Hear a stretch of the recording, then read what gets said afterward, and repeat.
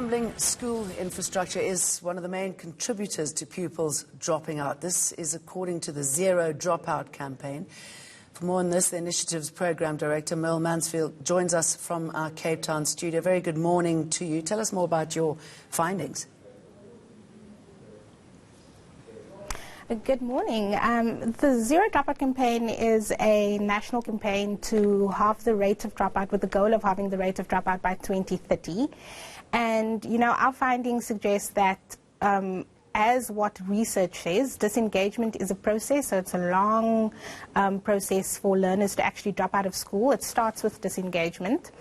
And disengagement is influenced by factors that are caused sometimes by schools internally and sometimes outside of schools, in learners' lives and in their communities. And some of these push factors are directly related to, the structural concerns that many of our schools have in South Africa still.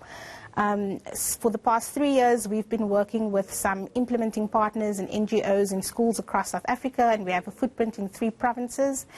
And in 2 of the poorest provinces, KZN and Eastern Cape, we still find that a lot of the structural difficulties that schools have are contributing to learners having, not conducive learning environments, and adding to, the factors that cause their disengagement in school.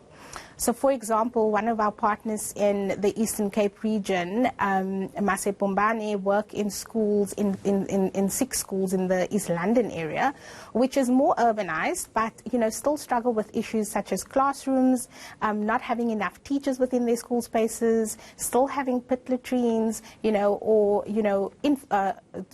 ablution facilities that are not functioning properly, so maintenance that is, very poor.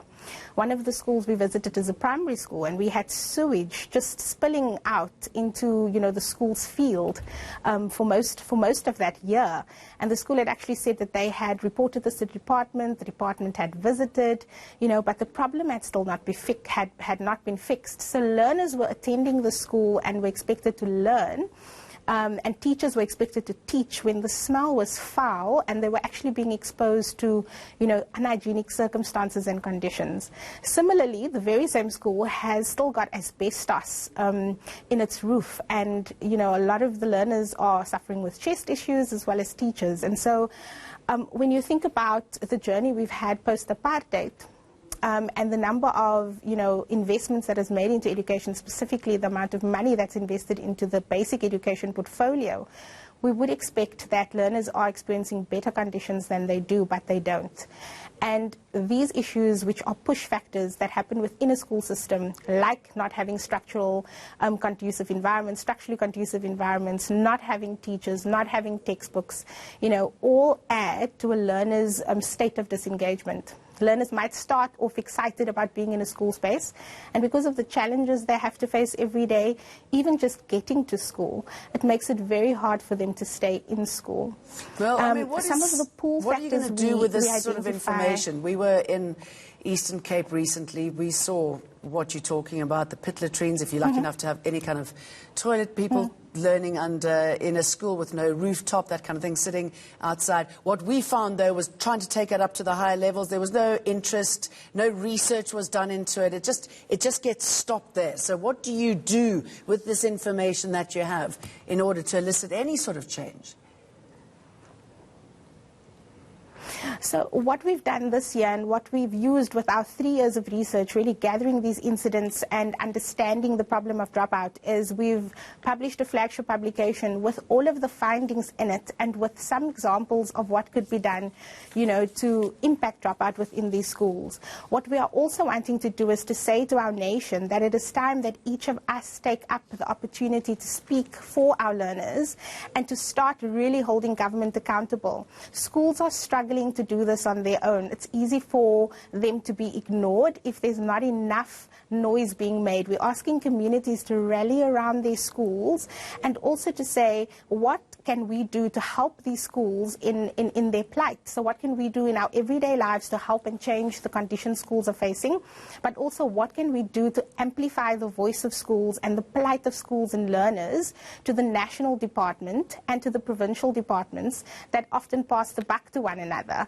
And to say, on issues like dropout, on issues like structural, disadvantages of schools, that we are speaking up and saying and holding government accountable. There aren't enough of us making a noise about this. There aren't enough of us caring about this, and therefore it's easier to ignore. We would like to encourage the public to get involved, parents, who have kids in schools, to take an interest in their schools, to understand how finances are distributed, how budgets are allocated. Parents have the right to know these things. They have the right to engage with their schools and to understand why it is that things are still lacking behind, and then to amplify the voice, and the plight of schools through this.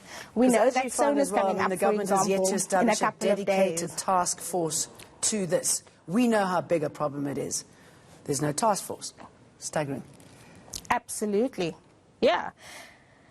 Absolutely. And I think for the longest time, dropout has been something that has been normalized to such an extent that it's easy to, cover it up with a pass rate, a matric pass rate, and not to look at how many learners had actually started school and completed school in that year.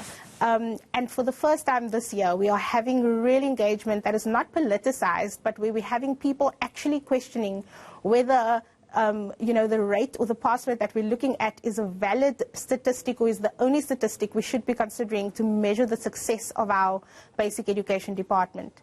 We should ask ourselves, if we are not serving all of our learners, are we actually, providing successful education? So providing access doesn't equate educational success. And so we have to think about what we are doing and how we are doing it. And be sure to ask the right questions, and not to say how many learners have passed and so therefore we're doing better, but to say how many learners started and how many of those finished. We know that about 40% of learners that start school in grade 1 do not make it to matric, and we also know that about 37% of learners who are past matric. So even though there's 60% that get to the matric final year, only about 37% of those actually pass the matric year.